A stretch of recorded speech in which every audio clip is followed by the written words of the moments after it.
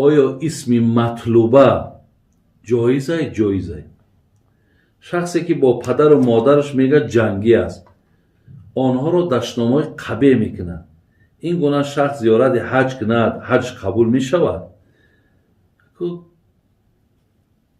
همون نفری که پدر و مادر سخنهای قبیه بگه، برادرای عزیز، من گمان میکنم که این اولا این برادر من میگم توبه کنه، پدر و مادر رو را ببخشند، عذرخواهی کنه، بعد وقتی پدر و مادرش بخشید بعد حج بروه.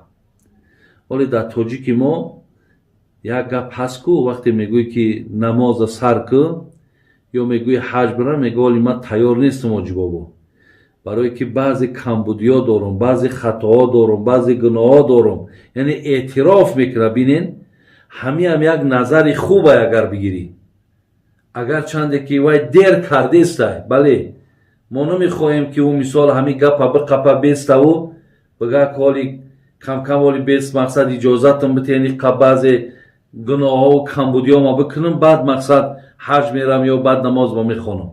لیکن فکر همون را بینید که میگم مقصد آخی من کجا برم حج، وقتی که میام با مقصد یگان کارهای نادرست و کارهای گناه ایمه سر میزنه، مقصد امیره از او در نرم بهتر نیست؟ الله رحمت کند شیخ سعدی را میگفت که خر عیسی گربرش به مکه گرچه آید هنوز خر باشد. و بین برای چی میگه پاره؟ یا میگه به طواف کعبه رفتم به حرم رحم ندادن که برونی در چی کردی که درون خانه آیی؟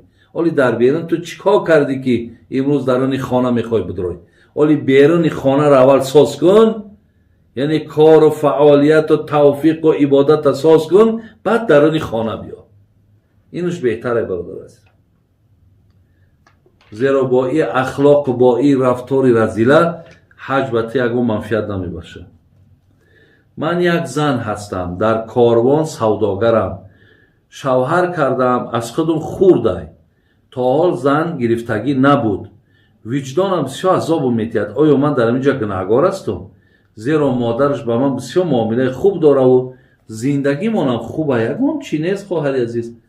اگر مثال همون بچه‌ای که زنم نگرفته باشه، شما را در نکاحش در آورده باشه و پدر و مادرش که راضی باشه، شما را پدر و مادرش حرمت کنه، شما مثل اگر دیگر زنها بگیم حرمتی که و میکنن، تو حرمت 2 برابر و 3 برابر کن. که بازم میمی که یک جوانی که زن نگرفته ترا گرفت، با مادرش بازم میمی ترا حرمت میکنه، تو حرمت چند برابر کن.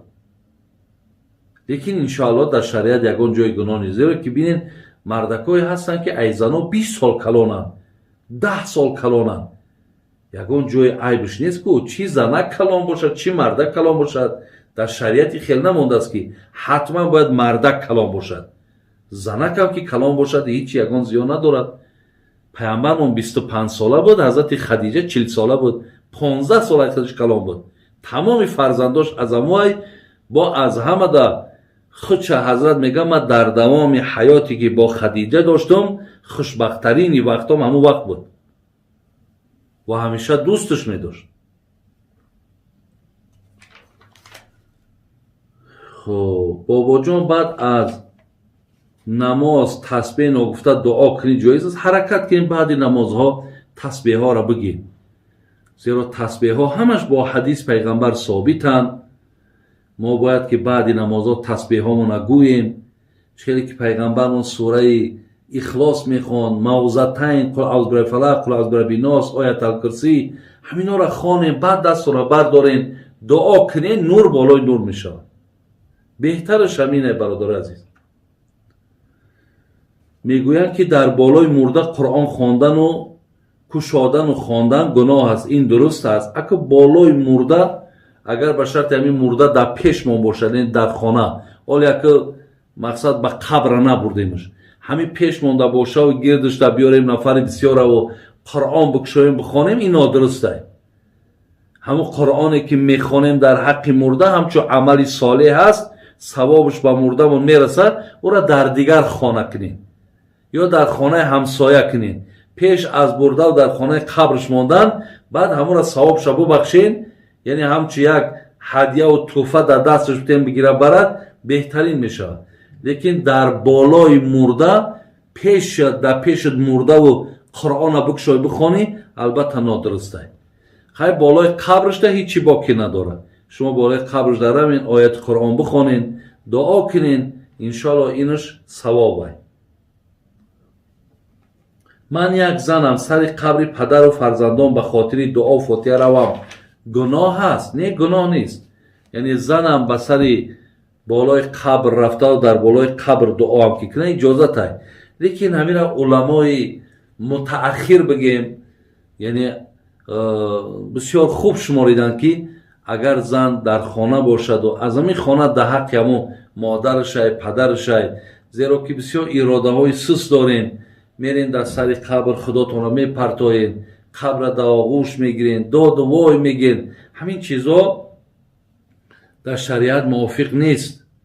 ба ҳамин хотир аз хонаҳотон дуо кунен, албатта бо ин нур болои нур мешавад. ассалому алайкум ва раҳматуллоҳи ва баракотуҳ. аллоҳи меҳрубон оқибати ҳамамона ба хайр кунад, имонҳоона бо саломат нигаҳ дорад. он чизеро ки шуниден, аллоҳи меҳрубон тавфиқи амал карданша бар якояки мо шумо насиб гардонад. раббана тақаббал минна иннака анта самиул алим ва туб алайна иннака анта таввобур раҳим. амин я раббал